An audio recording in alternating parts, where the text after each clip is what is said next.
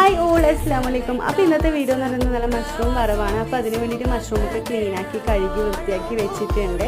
Cut ചെയ്ത് വെള്ളമാറാൻ വേണ്ടി വെച്ചിട്ടുണ്ട്.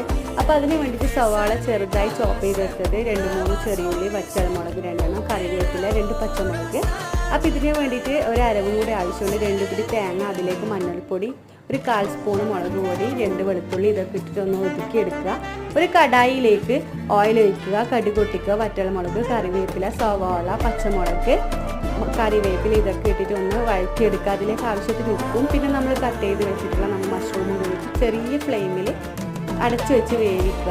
അതിനുശേഷം നമ്മൾ ഒതുക്കി വെച്ച നമ്മുടെ തേങ്ങയും കൂടി ഇതിലേക്ക് മിക്സ് ചെയ്ത് തുറന്ന് വെച്ച് ചെറിയ ഫ്ലെയിമിൽ തന്നെ വേവിച്ചെടുക്കുക.